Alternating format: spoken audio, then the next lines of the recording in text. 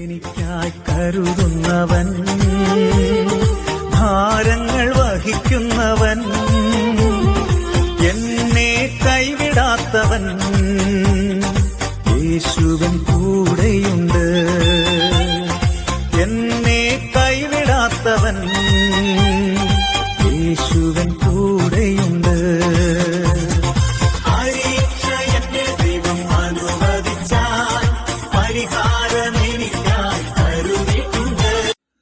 ദൈവവചന ചിന്തകൾ കേൾക്കുന്ന എല്ലാ മാന്യ ശ്രോതാക്കൾക്കും ക്രിസ്തീയ വന്ദനം.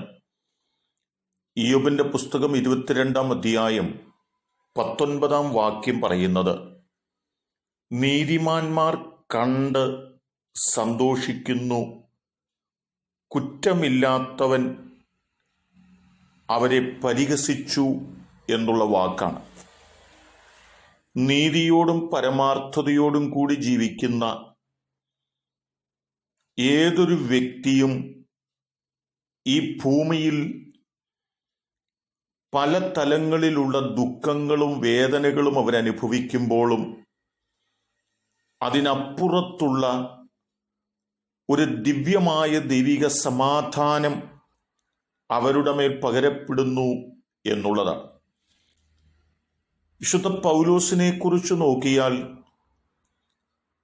താൻ കർത്താവിനെ രക്ഷകനും കർത്താവുമായി സ്വീകരിച്ച കാലം മുതൽ തൻ്റെ മുൻപിലുണ്ടായിരുന്നത് കഷ്ടതകളും നിന്ദകളും വേദനകളും അപമാനങ്ങളും അപവാദങ്ങളും ഒക്കെയായിരുന്നു. എന്നാൽ പൗലോസ് ഫിലിപ്പിയ ലേഖനം 4-ാം അധ്യായത്തിൽ പറഞ്ഞത്, കർത്താവിൽ എപ്പോഴും സന്തോഷിപ്പീൻ, സന്തോഷിപ്പീൻ എന്ന് ഞാൻ പിന്നെയും പറയുന്നു എന്നുള്ള വാക്കാണ്.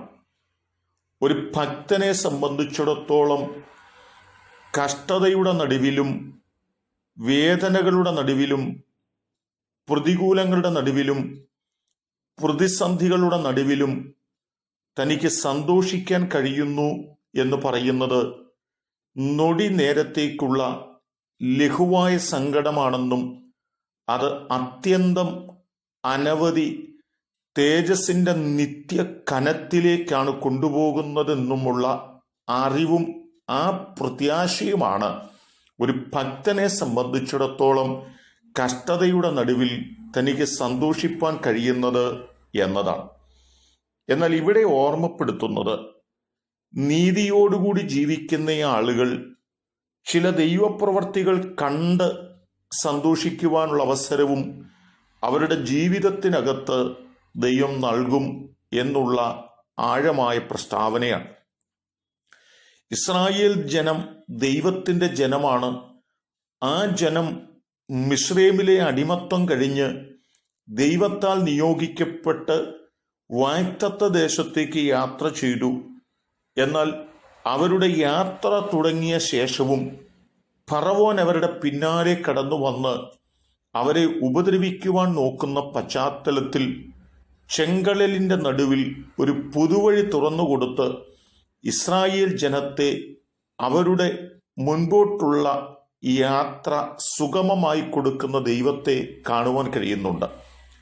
ആ നിലയിൽ കടലിലൂടെ മനോഹരമായ ഒരു വഴി ഉണ്ടാക്കി കൊടുത്ത ദൈവത്തിന് നന്ദി പറഞ്ഞുകൊണ്ട് ആ വഴിയിലൂടെ അവർ യാത്ര ചെയ്ത് അക്കരെ പ്രവേശിച്ചു കഴിഞ്ഞപ്പോൾ ഫറവോനും സൈന്യവും ആ ചെങ്കടലിന്റെ നടുവിൽ വെള്ളത്തിൽ മുങ്ങിക്കിടക്കുന്ന ഒരു കാഴ്ച കാണുകയാണ്.